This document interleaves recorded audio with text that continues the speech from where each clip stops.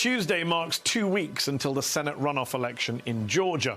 If incumbent Democrat Raphael Warnock beats the Trump-backed Republican Herschel Walker, Democrats will expand their Senate majority, and maybe we won't have to hear for a while about Joe Manchin. It's been a good few years for Democrats in Georgia, which gave its 16 Electoral College votes to Joe Biden in 2020 and also gave Democrats control of the U.S. Senate. As a result, Georgia has also brought setbacks, including a highly restrictive voting law, SB 202, that the Republican legislature jammed through last year, a law that some argue may have even hurt Democrat Stacey Abrams in her latest failed run for governor this year. Despite those losses for Democrats and for democracy, history was still made this month in Georgia. Voters in Gwinnett County, just outside Atlanta, sent the first 2 Muslim women to the state legislature. Ruwa Rahman was elected to the Georgia House of Representatives, and Nabila Islam is headed to the state Senate. Growing up in Gwinnett County, I never saw anyone that looked like me in a position of power or spoke to the issues that my family and I cared about. I'm running for state Senate because a brighter future is within reach, and we can't wait for it. Islam is a political organizer who's been compared to AOC. She's the daughter of Bangladeshi immigrants. Her dad worked as a file clerk. Her mother worked at a Hardee's and in a warehouse loading boxes on trucks when her mum was injured. When she hurt her back on the job and insurance tried to withhold benefits, Nabila Islam was with her on every phone call, translating and pushing the company for coverage. Healthcare has been a central issue for Islam throughout her career in politics. She worked on the 2014 gubernatorial campaign of Jason Carter, grandson of the former president, who was the first candidate in the South to run on Medicaid expansion. And when Islam prepared to run for Congress in the 2020 election, she asked the Federal Election Commission to let her use her campaign funds to pay for her health coverage. Islam supports Medicare for All and other progressive priorities. She has endorsements from AOC, Ilhan Omar and Ro Khanna, who we just spoke to.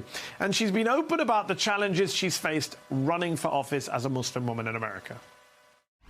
When I announced, my name is Nabila Islam, I had people that I should change my name if I want to be more electable. Wow. I had people tell me that my progressive policies were not what Georgia wanted, even though it's what we clearly need. But Islam also says her faith has prepared her well for public service. My name is Nabila Islam, she told an interviewer. It's an American name. And Georgia State Senator-elect Nabila Islam joins me now. Thank you so much for coming on the show. I've got to start with that question, what we were just mentioning. What was it like campaigning in Georgia with a last name Islam? Well, first of all, thank you so much for having me on the show. And this is my second time running for office. So I ran for an open state Senate seat. And, you know, there's this idea of who is electable. And there were a lot of people, including Democrats, who thought that I would have no shot with Islam on the ballot. But we fought hard. We, talked about our story. And I always tell people that my story isn't unique. It just goes untold. And so I think a lot of people were inspired and resonated with my story, the platform that I ran on, expanding Medicaid, protecting abortion rights, fully funding public schools, and expanding access to the ballot. So I think it's just really important that folks like us, Muslim candidates, people of color, just keep running for office because we're hungry for that representation at all levels of power. So there have been some notable wins for Muslim candidates around the country in recent years. In fact, in these midterms, Texas just sent its first Muslims to the state legislature. Minnesota just re-elected Keith Ellison as its attorney general. Squad members Rashida Tlaib and Ilhan Omar are back in Congress for a third term.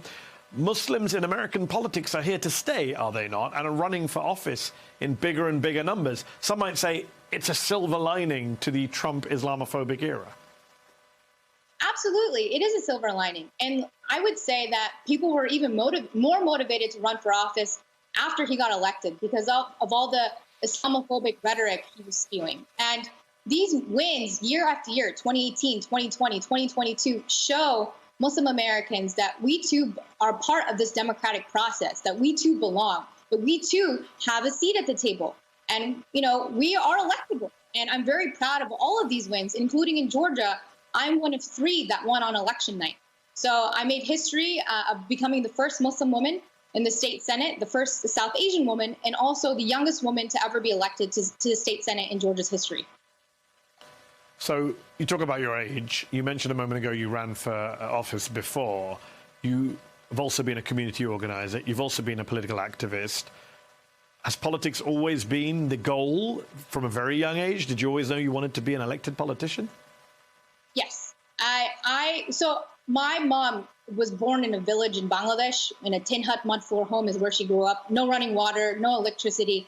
And when I was young, my mom would take me back to Bangladesh. And I remember thinking to myself, why is there such extreme poverty here? And I had learned that the prime minister there was a woman that looked like me, and she could do something about these issues. So ever since I was a young girl, I tried to find examples of folks that, that shared my lived experiences running for office. And for a long time, I was a political staffer for 10 years, helping people get elected up and down the ballot, because I didn't think America was ready for someone named Nabila Islam. And it wasn't until 2018 where we saw Ilhan Omar, Rashida Tlaib make history that I believed in myself, that I too could run for office and be a part of this political process. So you've run on issues like Medicaid expansion, Medicare for all. Healthcare is a big issue for you. Abortion is, of course, a big healthcare issue. A county judge in Georgia overturned the state's 6-week abortion ban earlier this month, allowing the procedure to resume at least temporarily in your state. You'll be joining the state legislature, where both chambers are in Republican hands, Republican control. The GOP governor, Brian Kemp, just got re-elected.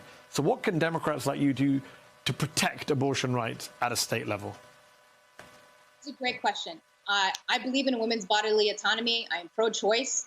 And right now, the law was overturned because in 2019, Roe was law of the land. So it was unconstitutional when it passed. Now the Attorney General is trying to appeal it at the Georgia Supreme Court. So with that being said, when we're in session, the Republicans are going to try to, introduce another bill to ban abortion rights. But keep in mind, in 2019, that bill only passed by one vote in the state house. There were Republicans who voted for that bill knowing that Roe was still law of the land and that it would not have gone into effect.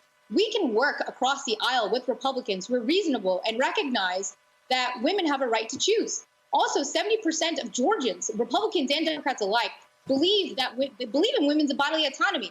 These stances are extreme issues that Republicans are using to, curry votes, but the majority of Georgians don't believe in that. And so I think there is room to make sure that we fight against any limitations on abortion rights. Last question. You've organized voters in Georgia. You helped get Gwinnett County's highest Democratic vote in decades when Joe Biden was on the ticket there in 2020.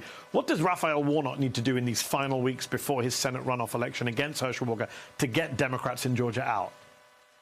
He needs to do the same thing he did in 2020 and 2021. He came out to different constituency groups across the state, the Black community, API voters, Hispanic voters, Muslim voters, and he showed up. And that's why we're going to show back up. We're going to show up for him. And also keep in mind that 200,000 people skipped voting for Herschel Walker and voted for Brian Kemp. So 200,000 more Republicans voted for Brian Kemp than they did Herschel Walker. I just want people to understand that. So those folks aren't going to come out for a runoff in December. We are motivated to vote for Raphael Warnock because we know he's going to fight for us. But on top of that, we recognize and understand how dangerous Walker is.